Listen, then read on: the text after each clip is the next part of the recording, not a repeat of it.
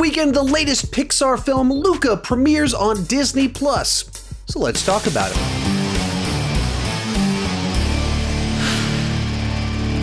Luca tells the story of two sea monsters that when they come to land can appear as humans who form a friendship and whose lives are changed when they go to a human village. So Pixar has been one of the top animation studios for over 20 years now, and I think they really shine when they tell original stories and take risks.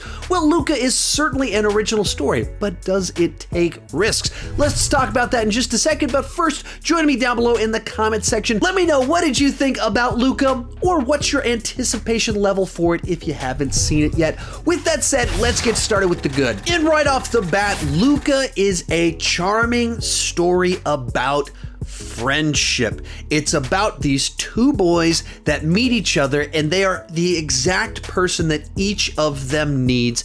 And there's just something refreshing about a simple story about two children making friends with one another and going off on adventures. There's just a wholesome nature to it. And as they go into the human village, they meet people, make more friends. They have some bullies along the way. It's a simple story that, while it's about sea monsters, touches on entirely relatable interactions where all of us are trying to make friends. We're all trying to be accepted by the people around us as well as our family. And that's what this story is all about. There's a nice innocence about the entire journey as you have this Luca character that's discovering this whole new human world. And while there are threats and dangers, there's also not a cynical side to it. People grow, people change, people learn to accept one another, and there's just something about that that just makes for the kind of story that you want to see in the year 2021. Of course, also as a Pixar animated film, the animation is gorgeous, it's cartoony while still having amazing detail to it and creativity in the designs of the creatures. The human designs in particular reminded me of the human designs in like a bunch of Aardman stop motion productions, and so it just had a look to it that stood out just a little bit while still looking cutting edge, all of it catching the eye.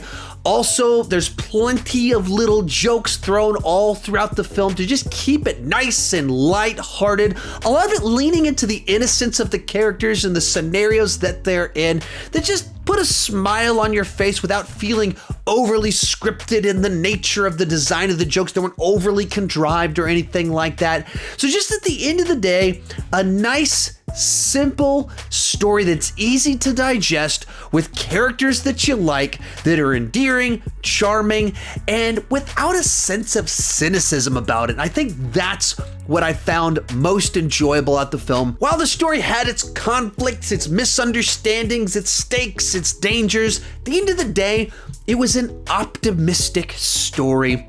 And that's what I enjoyed about it. From there, let's move on to the bad. And the big issue here is that this felt awfully conventional and straightforward for a Pixar film. Yeah, sure, it has sea monsters that come to life and go to a city, but at its core, it's a simple coming of age story about two people that meet each other, go on an adventure, misunderstandings happen, additional people come in the mix, tensions arise, and then we have a big happy ending.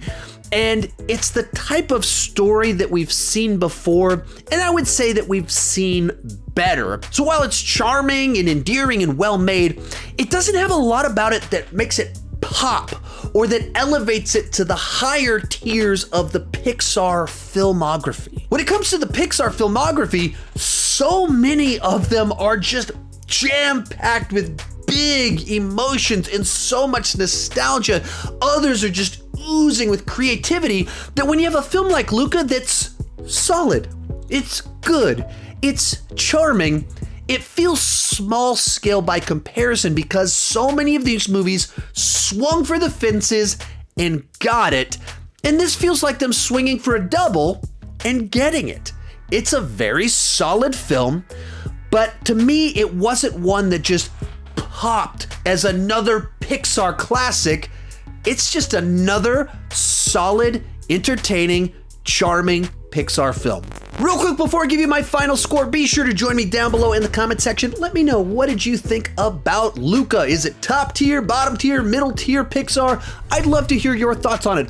Also, this weekend I will be doing a Pixar tier ranking, only the second tier ranking I've ever done, and we'll be talking about all the Pixar films. Be sure to come back for it. Luca may stick a little bit too close to the coming of age formula for it to be top tier Pixar, but that doesn't stop it from being another solid piece of family entertainment from the studio. Overall, I'm going with a B on the entertainment scale, a 7.5, and it is definitely worth streaming on Disney+.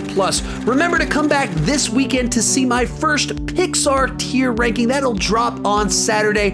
Thank you so much for watching, and keep talking movies too much.